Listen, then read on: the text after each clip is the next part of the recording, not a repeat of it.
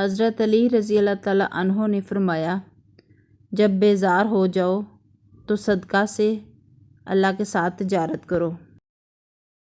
اپنا کردار بنانے میں اتنا مشغول ہو جاؤ کہ دوسروں پر تنقید کرنے کا وقت نہ ملے۔ بیوقوف ترین انسان وہ ہے جو اپنی بدکلامی پر فخر کرتا ہے۔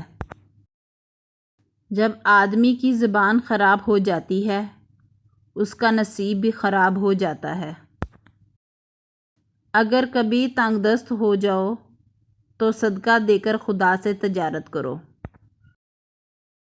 حسد کے ساتھ راحت نہیں۔ انسان کے دل کا بدترین لباس حسد ہے۔ خبردار، کسی احمق کی دوستی اختیار نہ کرنا کہ تمہیں فائدہ بھی پہنچانا چاہے گا تو نقصان پہنچا دے گا۔ لوگوں کے عیبوں سے اس طرح غافل ہو جاؤ جیسے سوتے وقت تم دنیا سے غافل ہو جاتے ہو۔ رشتوں کو مضبوط رکھنے کے 2 راز: جب آپ غلط ہوں تو اپنی غلطی تسلیم کریں، جب آپ صحیح ہوں تو صرف خاموشی اختیار کریں۔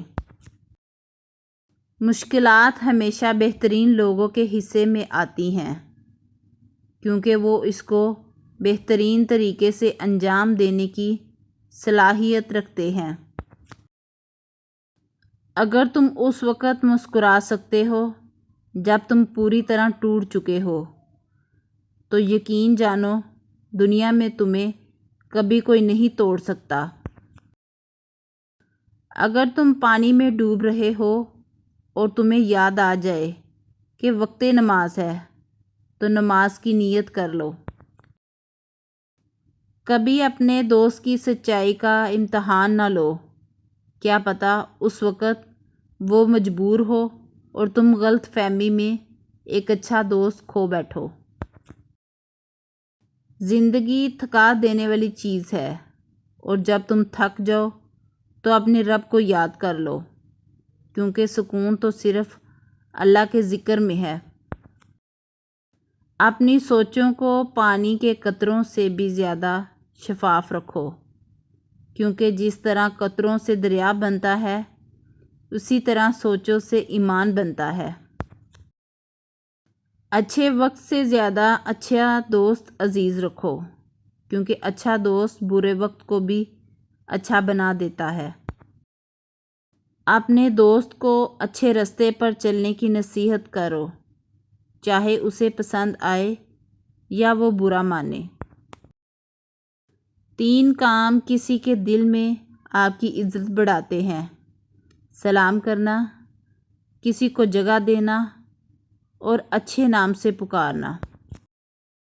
5 جگہوں پہ 5 چیزوں کی حفاظت کرو: محفل میں زبان کی، بازار میں آنکھ کی، نماز میں دل کی، دسترخوان پر پیٹ کی اور نگاہ میں حیا کی۔ خاموشی ایک عظیم نعمت ہے، خاص طور پر اس وقت جب اختلافات زیادہ ہوں، آوازیں بلند ہو، علم کی کمی ہو اور دلیل کی کوئی اوقات نہ ہو۔ تم خود اپنی دعاؤں سے ہی اپنا مقدر لکھتے ہو اور تمہاری دعائیں ہی تم تک وہ سب لے آتی ہیں جو تمہارا نصیب بھی تمہیں نہیں دے پاتا۔ لوگ جتنا بھی دل دکھائیں یہ یاد رکھا کریں کہ جب اللہ کے بندے ہمیں توڑتے ہیں تو ان کا توڑنا ہمیں اللہ سے جوڑتا ہے۔ 2 چیزیں اپنے اندر پیدا کر لو: چپ رہنا اور معاف کرنا، کیونکہ چپ رہنے سے بڑا کوئی جواب نہیں اور معاف کر دینے سے بڑا کوئی انتقام نہیں۔